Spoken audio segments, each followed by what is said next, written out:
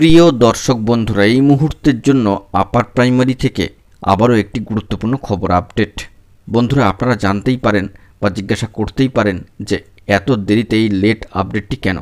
বন্ধুরা, সামাজিক গণমাধ্যমের সূত্র ধরে বিশেষ কিছু বিভ্রান্তিকর তথ্য উঠে এসেছে, তাই সঠিক খবরটি দেওয়ার জন্যই কিন্তু এই গুরুত্বপূর্ণ ভিডিওটি আর্জেন্ট ভিত্তিতে ক্রিয়েট করা।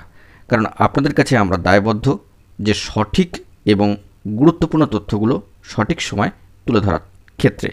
তো সেক্ষেত্রে সর্বোচ্চ ন্যায়ালয়, সুপ্রিম কোর্টে মামলা ও নিয়োগ, আবার কি নয়া জল্পনা, তিনটি মারাত্মক তথ্য উঠে আসছে এবং তার সাথে থাকছে কিন্তু সঠিক খবরটি। তাই এই ভিডিওটা ক্রিয়েট করতেই হচ্ছে। ভিডিওটিকে শেষ পর্যন্ত অবশ্যই ওয়াচ করবেন, চ্যানেলটিকে এখনই সাবস্ক্রাইব করে নিয়ে সঙ্গে থাকবেন এই ধরনের সঠিক ও গুরুত্বপূর্ণ তথ্যগুলো পাওয়ার জন্য সবার আগে সবার প্রথমে। তো বন্ধুরা, সবার আগে জানিয়ে রাখি যে সামাজিক গণমাধ্যমের সূত্র ধরে আপার প্রাইমারি থেকে গুরুত্বপূর্ণ কিছু তথ্যাদি উঠে আসছে, কিন্তু সেখানে দেখা যাচ্ছে সেই তথ্যাদির মধ্যে বিশেষ কিছু মিসম্যাচ বা বিভ্রান্তিকর বা বলা যেতে পারে একেবারে ভুল কিছু বার্তা কিন্তু রয়েছে। তো সেই বার্তাগুলি কিছুটা হলেও ক্লারিফিকেশান বা সংশোধন করে দেওয়ার জন্য আমরা কিন্তু আপনাদের কাছে দায়বদ্ধ এবং এই বিষয়ে আপনাদেরকে আমরা সঠিক তথ্যটি কিন্তু পরিবেশন করার জন্য চূড়ান্তভাবে দায়বদ্ধ। তো সেই দিক থেকে সর্বোচ্চ ন্যায়ালয় সুপ্রিম কোর্টে আবারও ম্যাট কেসের জাজমেন্টকে চ্যালেঞ্জ করে নতুন মামলা বা এসএলপি কিন্তু দাখিল হতে চলেছে এবং সেই বিষয়ে ইতিমধ্যেই সামাজিক গণমাধ্যম এবং ভেরিফাইড গ্রুপগুলিতে জোরালো বার্তাও উঠে আসছে। কত সংখ্যক ক্যান্ডিডেট এ বিষয়ে সর্বোচ্চ ন্যায়ালয় সুপ্রিম কোর্টে ভিন্ন ভিন্নভাবে এসএলপি দাখিল করছে তার কিন্তু কোনো রূপরেখা এখনও পর্যন্ত অফিসিয়ালি উঠে আসেনি, যেহেতু সর্বোচ্চ ন্যায়ালয় সুপ্রিম কোর্টের সাইটে এরকম কোনো মামলার স্ট্যাটাস এখনও পর্যন্ত বেরিয়ে আসেনি। এসএলপি দাখিল হলে তার একটা নির্দিষ্ট নম্বর আসবে, তার ভিত্তিতেই কিন্তু যাবতীয় ডিটেলস স্ট্যাটাস চেক করে তখনই বোঝা যাবে। তো সেই দিক থেকে একটা জল্পনার জায়গা তো তৈরি হচ্ছে, এটা ঠিক, এবং তারই পরিপ্রেক্ষিতে ইন্টারভিউ বঞ্চিতরা এবং বলা যেতে পারে যারা যোগ্য হয়েও বঞ্চিত, তাদের ক্ষেত্রে সেই বঞ্চিত প্রার্থীরাই কিন্তু এই এসএলপি দাখিলের ক্ষেত্রে উদ্যোগ নিয়েছেন, যাদের ক্ষেত্রে জাজমেন্টটি পক্ষে যায়নি, বিশেষ কিছু দাবি দেওয়া পূরণ হয়নি সেই পরিপ্রেক্ষিতে। তো সেই নিরিখে তিনটি বিভ্রান্তিকর বা মারাত্মক তথ্য উঠে আসছে, সেইটি এখানে ফেজ বাই ফেজে রাখবার চেষ্টা করছি। প্রথম বিষয়টি হচ্ছে যে ম্যাট কেসের জাজমেন্ট সম্পর্কিত। তো একাধিক অর্ডার কপি প্রকাশ করে ম্যাট কেসের জাজমেন্ট প্রকাশ করা হয়েছে, এই যে তথ্যাদি, এটা কিন্তু কোনো অর্থেই সঠিক নয় বা এটা সম্পূর্ণরূপে বিভ্রান্তিকর একটি তথ্য। আমরা জানি যে ম্যাট কেসের জাজমেন্ট এসেছে সেটি 28/8/2024 তারিখে এবং অবশ্যই 47 পাতার পিডিএফ 46টি পয়েন্টে একটি মাত্র অর্ডার কপি কিন্তু আপলোডেড হয়েছে 28/8-এর। এখানে ম্যাট কেসের জাজমেন্ট একাধিক অর্ডার কপি প্রকাশ করে করা হয়েছে, এটা কিন্তু সম্পূর্ণভাবে একটা বিভ্রান্তিকর তথ্য, যা সামাজিক গণমাধ্যমের সূত্র ধরে ইতিমধ্যে ইন অ্যাডভান্সলি উঠে এসেছে। সামাজিক সোর্স এই বিষয়ে আমাদেরকে অবগত করেছেন, তাই এই বিষয়ে আপনাদেরকে ক্লারিফিকেশান দেওয়ার জন্য এই বার্তাটি তুলে ধরলাম। এটা কিন্তু মারাত্মক একটি বলা যেতে পারে বিভ্রান্তিকর তথ্য, এটা কিন্তু অবশ্যই সংশোধন করার প্রয়োজনীয়তা রয়েছে।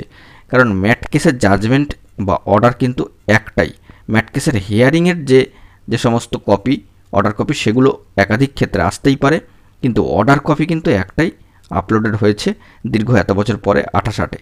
তো এই জায়গাটা একটু দেখবার প্রয়োজনীয়তা রয়েছে।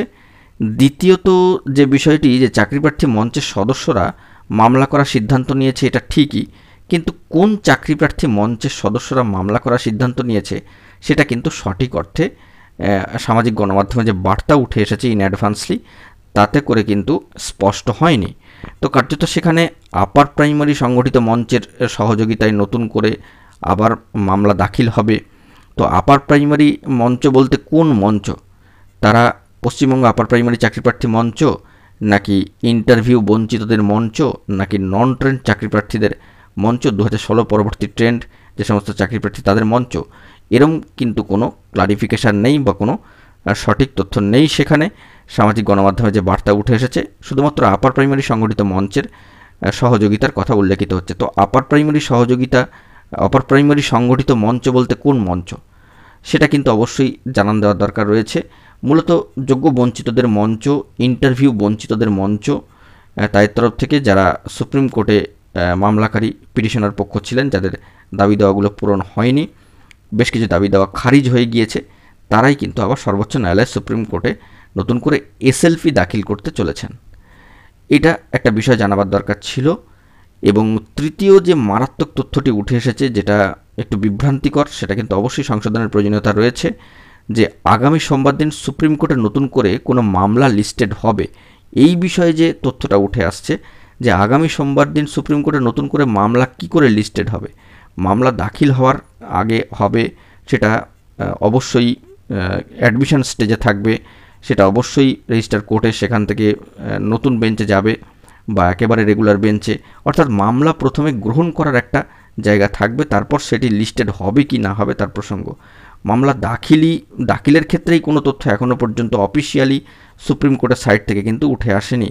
তারপর তার স্ট্যাটাস, তারপরে লিস্টেড এবং তারপরে হিয়ারিং মোডে যাওয়া। তো সেক্ষেত্রে এই যে তথ্যটা যে আগামী সোমবার সুপ্রিম কোর্টে নতুন করে মামলা লিস্টেড হবে, এই মামলা লিস্টেডের কিন্তু কোনো খবর এখনও পর্যন্ত নেই। সেই অর্থে এটা একটা মারাত্মক বিভ্রান্তিকর তথ্য, যা আপনাদের সামনে ক্লারিফিকেশান দিয়ে জানিয়ে দেওয়ার চেষ্টা করলাম। তো আশা করি এই তিনটি মারাত্মক তথ্যের এবং বলা যেতে পারে বিভ্রান্তিকর তথ্যের পরিপ্রেক্ষিতে সঠিক খবরটি আপনাদের মাঝখানে তুলে ধরবার চেষ্টা করলাম। সামাজিক গণমাধ্যমের সূত্র ধরে আপার প্রাইমারিকে কেন্দ্র করে যে বার্তা উঠে এলো তারই কিন্তু ক্লারিফিকেশান দিয়ে।